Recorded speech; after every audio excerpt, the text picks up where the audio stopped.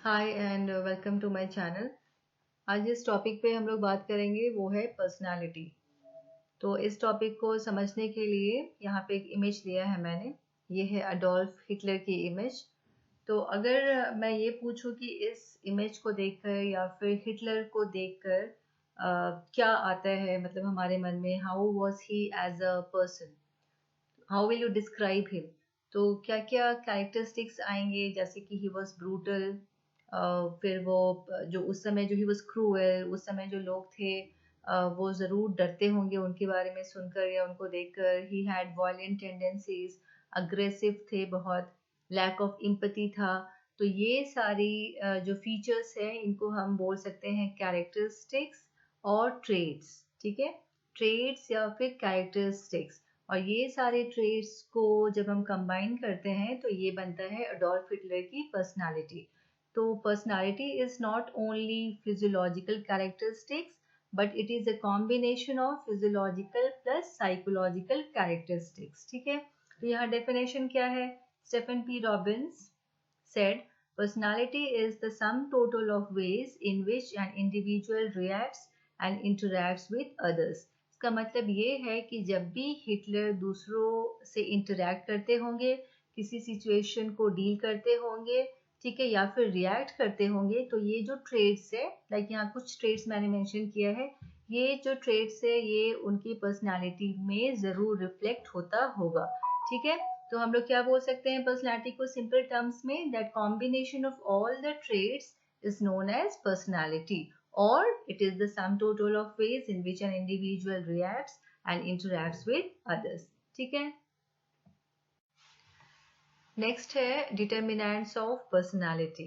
ठीक है, यहाँ क्या लिखा है? Personality is shaped by a combination of internal and external factors. The main determinants are, जो हमारी पर्सनालिटी है उसको इन्फ्लुएंस करते हैं इंटरनल फैक्टर्स भी और इंटरनल एक्सटर्नल फैक्टर्स भी। तो बहुत सारे डिटर्मिनेंट्स है पर्सनालिटी के। हम लोग स्टार्ट करेंगे बायोलॉजिकल फैक्टर्स या फिर हेरिडिटी फैक्टर्स से।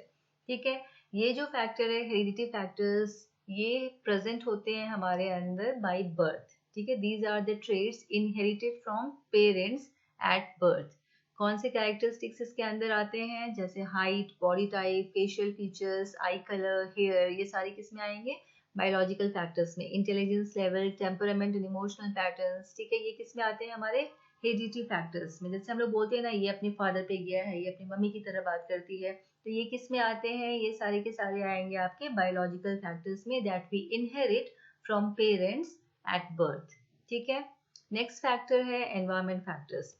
Environment include all external influences a person is exposed to। जो भी सारे external factors जो हम witness करते हैं या encounter करते हैं on regular basis, वो भी हमारी personality को form करने में, एक shape देने में help करती है।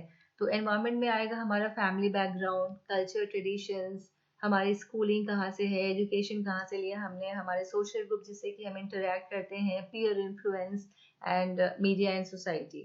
These are different environmental। जो तीसरा फैक्टर है वो है situational factors. It says personality में change according to different situations. जो हमारी पर्सनालिटी है वो चेंज होती है सिचुएशन के हिसाब से।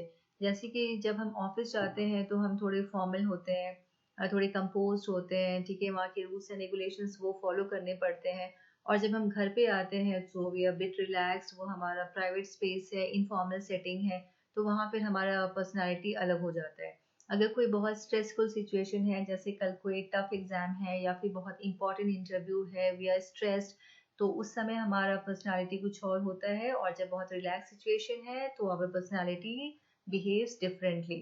फॉर्मल वर्सेस इनफॉर्मल सेटिंग्स जो हमने डिस्कस किया, वर्क प्लेस और होम के बीच में जो डिफरेंस है। ठीक है, नेक्स्ट है cultural factors. Now culture plays a major role in personality development. Culture के अंदर क्या क्या आता है? It includes values and beliefs, customs and traditions, social norms, language and communication style, ये सारे कल्चर के पार्ट है। तो कल्चर हमारी पर्सनालिटी को शेप अप करता है, इन्फ्लुएंस करता है। ये हम अच्छे से समझ सकते हैं अगर दो इंडिविजुअल है, for example one is from north India, other is from south India, तो हम देखते हैं उनके लैंग्वेज और कम्युनिकेशन स्टाइल जो होते हैं वो अलग अलग होते हैं। उनका ड्रेसिंग स्टाइल अलग होगा, उनका ट्रेडिशंस अलग होगा, उनका वैल्यूज एंड बिलीफ अलग होगा, और वो सारे के सारे जो हैं वो इन्फ्लुएंस करते हैं उनकी पर्सनालिटी बिल्डअप करने में. सो वी से culture defines what is considered acceptable behaviour. Okay, so the conclusion is personality is not shaped by a single factor. There are so many factors which actually influences our personality. It is a combination of heredity, environment and experiences, and it is also a continuous process of development. ठीक है.